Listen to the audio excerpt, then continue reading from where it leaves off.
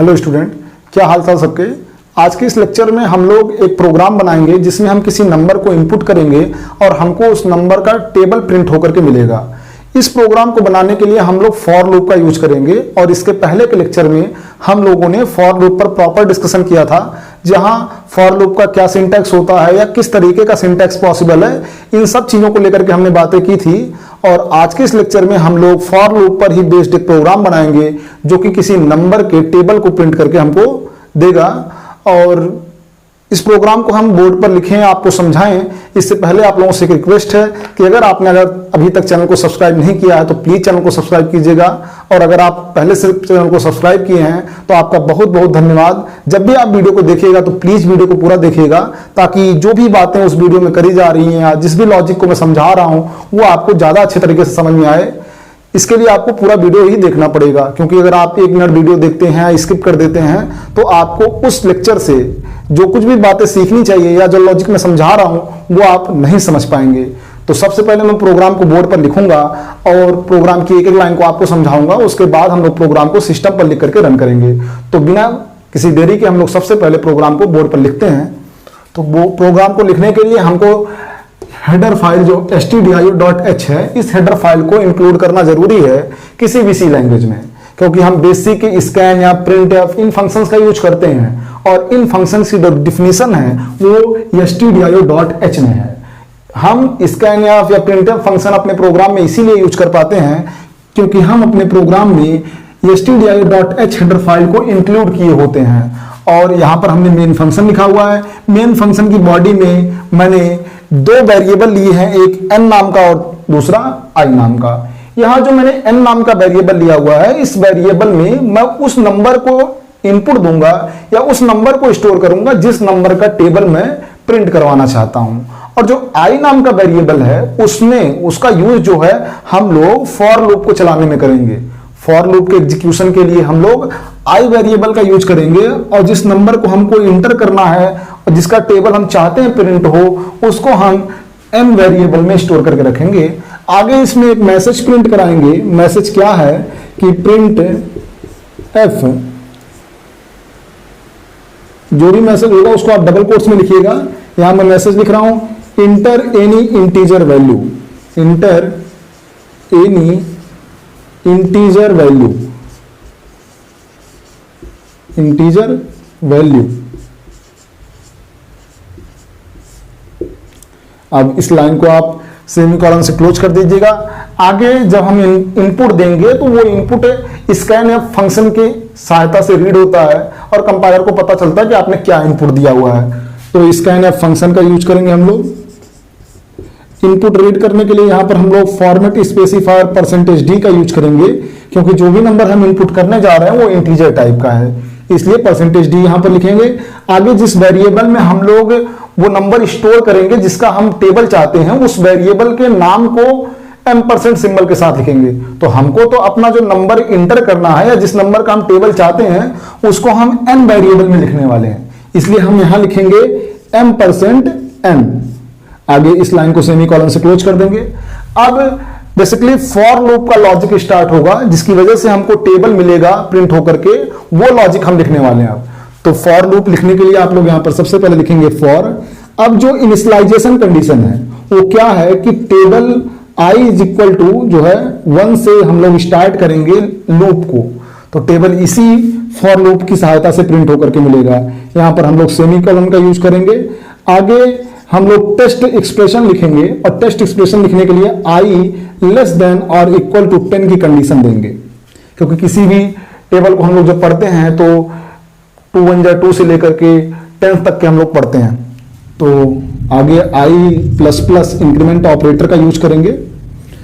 अब यहां पर मैं उस लॉजिक को लिखूंगा जिससे टेबल प्रिंट होगा। अब जो मैं लॉजिक लिखने वाला हूं बेसिकली वही सबसे इंपॉर्टेंट लॉजिक है इस टेबल के प्रिंट करने के लिए। और इस जो लाइन लिखने वाला हूं इसको आप बड़े गौर से देखिएगा, पूरा ध्यान दीजिएगा। मैं एक एक चीज को आपको समझाऊंगा, फिर भी आप बहुत ही ध्यान से देखेंगे तो आपको बड़ी आसानी से समझ में आ जाएगा। तो उसके लिए हम लोग यहां पर प्रिंटफ फंक्शन का यूज कर रहा हूं मैं टेबल को प्रिंट करने के लिए। प्रिंटफ आगे यहां पर मैं जो कुछ लिख रहा हूं उसको आप समझने का प्रयास करिएगा और मैं अभी आपको समझा दूंगा तो बड़ी आसानी से आपको समझ में आ जाएगा। यहां पर मैंने लिखा है परसेंटेज डी। अब यहां पर मैं लिख रहा हूं स्टार सिंबल, आगे मैं फिर से परसेंटेज डी लिख रहा हूं, ठीक। और यहां मैं उसके बाद में इक्वल टू का सिंबल लिख रहा हूं, फिर आगे मैं एक और परसेंटेज डी लिखता हूं। इसके बाद हम इस डबल कोट्स को क्लोज कर देंगे। देखिएगा परसेंटेज डी, उसके बाद एस्ट्रिस्क का सिंबल, फिर परसेंटेज डी, इक्वल टू का सिंबल, फिर परसेंटेज डी। अब यहां आगे वेरिएबल्स लिखेंगे हमने जितने यहां पर परसेंटेज डी लिखे हुए हैं उसी हिसाब से आगे हम वेरिएबल के लिखेंगे कि क्या क्या वेरिएबल होगा। यहां पर अगर हम लिखना चाहेंगे तो सबसे पहले हमको लिखना पड़ेगा जैसे हम क्या चाहते हैं, हम इस फॉर्मेट में, जैसे मान लीजिए हमको 5 की टेबल प्रिंट करनी है तो हम टेबल को इस तरीके से प्रिंट करना चाहते हैं, 5 इंटू 1 इज इक्वल टू 5 लिख करके आए, 5 इंटू 2 इज इक्वल टू 10 लिख करके आए। मैं कुछ ऐसा आउटपुट चाहता हूं तो इसके लिए हम लोग ये चीज लिख लेंगे। आगे हम लोग n लिखेंगे, n लिख लेंगे, उसके बाद हम लोग i लिख लेंगे और i के बाद हम लोग लिखेंगे n इंटू आई, n इंटू आई, और इस लाइन को सेमीकोलन से क्लोज कर देंगे। सेमीकोलन से क्लोज करने के बाद यहां पर आप स्लैश n का यूज कर सकते हैं प्रिंट एफ के अंदर, और इस लाइन को सेमीकोलन से क्लोज कर दीजिएगा। आप इस स्लैश n को यहां परसेंटेज डी के बाद भी लिख सकते हैं, सेम काम होगा। जो यहां पर हमने प्रिंट एफ के अंदर स्लैश n लिखा हुआ है, आप इसको परसेंटेज डी के बाद यहां डबल कोट्स से पहले लिख सकते हैं। अब इस प्रोग्राम को हम लोग रन करके देखेंगे कि प्रोग्राम कैसे काम करेगा या आउटपुट कैसे आएगा। तो प्रोग्राम को पहले कंप्लीट कर लेते हैं। यहां पर मैं रिटर्न स्टेटमेंट लिख लेता हूं, रिटर्न 0 सेमीकोलन, और इस मेन की बॉडी को क्लोज कर देता हूं। प्रोग्राम बहुत ज्यादा इजी है, आपको बहुत आसानी से समझ में आएगा। अब देखिए, अब जिस भी नंबर को आप सबसे पहले जब आप प्रोग्राम रन करेंगे तो पहली बात तो आपने n और i नाम का वेरिएबल लिया है। इसकी वजह से होगा क्या कि दो वेरिएबल मेमोरी के अंदर, एक n और दूसरा i क्रिएट हो जाएगा। अब आपने n और i में अभी तो कुछ भी नहीं दिया हुआ। आगे आप जब इस प्रोग्राम को रन करेंगे तो आप ये मैसेज पढ़ेंगे, इंटर एनी इंटीजर वैल्यू। ऐसा मैसेज पढ़ने के बाद आप किसी ना किसी इंटीजर नंबर को इनपुट देंगे। बाय द वे मान लीजिए कि आपने 5 ही इनपुट दिया है तो n में क्या चला जाएगा, 5। आप जो मर्जी वो नंबर इनपुट दे सकते हैं, बशर्ते वो एक इंटीजर नंबर हो। आगे फॉर लूप यहां से स्टार्ट होता है, यहां लिखा हुआ i is equal to 1। i is equal to 1 के बाद हम लोग सीधे प्रिंटफ की लाइन पर आएंगे। प्रिंटफ की लाइन पर अब यहां गौर दीजिएगा, यहां जरूरत है आपके ध्यान देने की। देखिएगा यहां पर पहला जो परसेंटेज डी है वो n के लिए काम करेगा, जो दूसरा परसेंटेज डी है वो i के लिए काम करेगा, और जो तीसरा परसेंटेज डी इक्वल टू के बाद लगा है वो n इंटू आई की वैल्यू के लिए काम करेगा। ध्यान दीजिएगा। अब जैसे कि पहला परसेंटेज डी क्या है, पहला परसेंटेज डी n के लिए है, तो जब आपका आउटपुट छपेगा तो सबसे पहले n की वैल्यू छपेगी, तो n की वैल्यू 5 है, परसेंटेज डी n की वैल्यू को छाप देगा। अब ये जो एस्ट्रिस्क सिंबल है ये चूंकि डबल कोट्स के अंदर है इसलिए ये जैसे है वैसे प्रिंट हो जाएगा, तो यहां पर आएगा एस्ट्रिस्क का सिंबल। आगे फिर से परसेंटेज डी है तो ये दूसरा परसेंटेज डी दूसरे वेरिएबल i वेरिएबल के लिए काम करेगा। इस वेरिएबल के जिस सीक्वेंस में यहां लिखे रहते हैं वेरिएबल उसी के लिए काम करता है। तो i दूसरे नंबर पर है तो यहां i की वैल्यू प्रिंट होगी। अभी i की वैल्यू क्या है, 1, तो यहां 1 प्रिंट हो जाएगा। उसके बाद फिर इक्वल टू का सिंबल है तो इक्वल टू का सिंबल प्रिंट हो जाएगा। उसके बाद यहां पर परसेंटेज डी है और ये परसेंटेज डी काम करेगा n इंटू आई का जो रिजल्ट आएगा उसके लिए। तो n इंटू आप करेंगे तो क्या आएगा, अब n इंटू आई कर लीजिए आप। n की वैल्यू है 5, i की वैल्यू है 1, तो इसकी वैल्यू टोटल क्या आ जाएगी, 5। तो ये जो 5 है वो यहां प्रिंट होगा।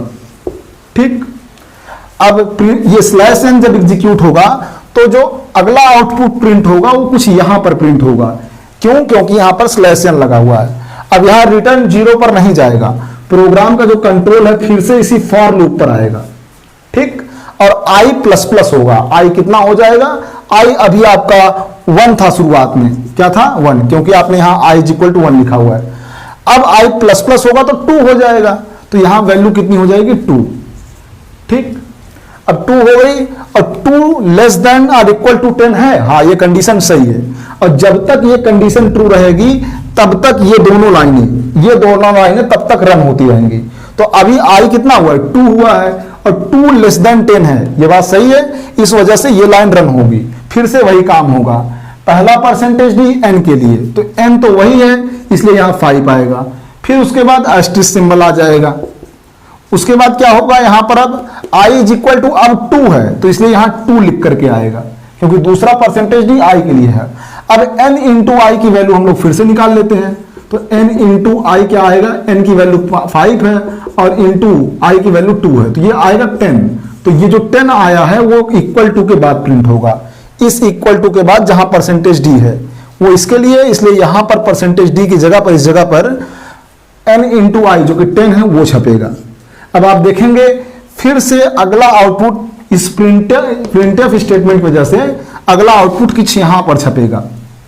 अब फिर से ये इसी तरीके से i प्लस प्लस होगा।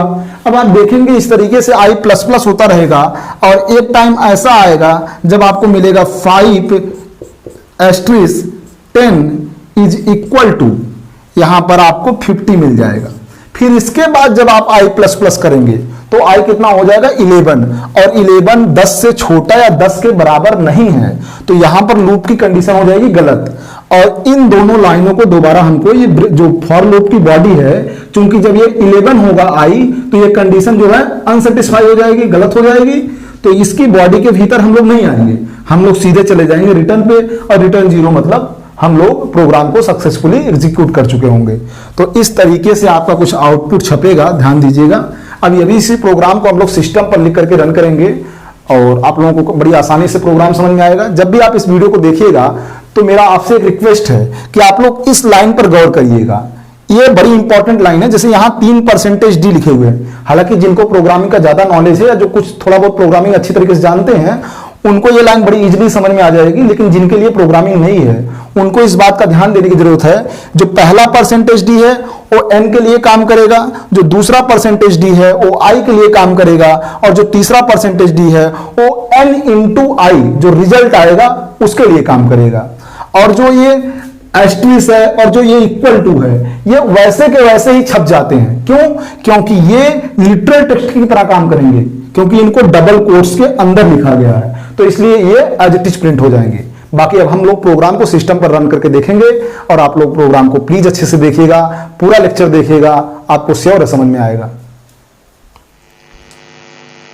तो अब हम आ चुके हैं सिस्टम पर, और मैंने सेम प्रोग्राम को यहाँ पर लिख करके रखा हुआ है। जो प्रोग्राम मैंने आपको बोर्ड पर एक्सप्लेन किया था, same as it is program मैंने यहाँ पर लिख के रखा है। अब प्रोग्राम को यहाँ दोबारा से लिखने पे टाइम कंज्यूम हो जाता है, जिसकी वजह से वीडियो लंबा हो जाता है।